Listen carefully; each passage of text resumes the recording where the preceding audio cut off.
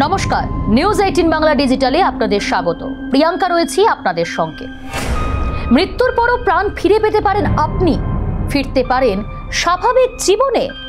আজগুবি অবিশ্বাস্য শুনতে লাগলেও এই অসম্ভবকে সম্ভব করে তুলতে চলেছে জার্মানির এক সংস্থা।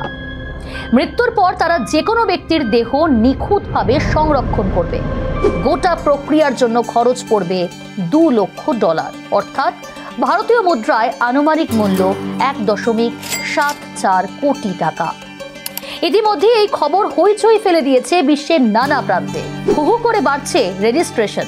মৃত্যুর পর বেঁচে ওঠার আশা নিয়ে নাম লিখিয়ে ফেলেছেন প্রায় 700 জন। মৃত্যুর পর কি হয় তা নিয়ে সাধারণ মানুষের মনে কৌতূহলের শেষ নেই। এই বিষয়টি নিয়ে দেশ বিদেশের বিজ্ঞানীরা প্রতিনিয়তই নানা গবেষণা করছেন। মৃত্যু পরবর্তী সময় নিয়ে আধ্যাত্মিক বিশ্বাসও আছে। শতাব্দীর পর শতাব্দী ধরে ফারাওদের মৃতদেহ সংরক্ষণ করে রাখা হতো মিশরে, যা মমি হিসেবেই আমরা ইতিহাসের পাতায় পড়েছি। দেহটিকে রাসায়নিক মাখিয়ে এমনভাবে রাখা হতো যাতে পচন না ধরে। মিশরীয়রা বিশ্বাস করতেন মৃত্যুতেই সব শেষ নয়, তারপরেও একটা জীবন আছে। 1000 বছর আগে তাদের সেই দেহ সংরক্ষণের প্রক্রিয়া আজও অবাক করে দেয় গবেষকদের।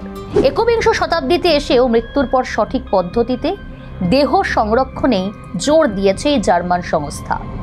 মৃত্যুর সঙ্গে সঙ্গে শুরু করে দেওয়া হয় এই প্রক্রিয়া। সংস্থার নাম টুমরো বায়ো, সদর দপ্তর বার্লিনে। সংস্থার অন্যতম প্রতিষ্ঠাতা এমিল কেন্ডিজিওরা ক্যান্সার গবেষক। বর্তমানে তিনি মৃতদেহ সংরক্ষণ নিয়েই কাজ করছেন। আর এই প্রক্রিয়ার নাম ক্রায়ো প্রিজার্ভেশন। দেহটিকে প্রথমে অত্যাধিক নিম্ন তাপমাত্রায় নিয়ে যাওয়া হয়, পা থেকে মাথা পর্যন্ত যাতে অক্ষত থাকে, আর তার জন্য প্রয়োজনীয় ওষুধ এবং রাসায়নিক প্রয়োগ করা হয়।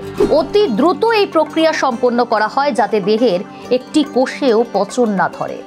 মাথায় রাখতে হবে, নিখুঁত ক্রায়ো প্রিজার্ভেশনের জন্য সময় অত্যন্ত জরুরি।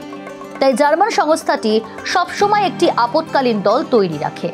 মৃত্যুর কয়েক মিনিটের মধ্যে মৃতদেহটি সংরক্ষণ করে এই দল। দিনরাত সজাগ থেকে গোটা প্রক্রিয়া শেষ করেন তারা। এ তো গেল দেহ সংরক্ষণের পদ্ধতি। দেহটির মধ্যে প্রাণ ফেরানো হবে কিভাবে? সংস্থার বক্তব্য, আগামী দিনের জন্য তারা দেহটিকে সংরক্ষণ করে রাখে।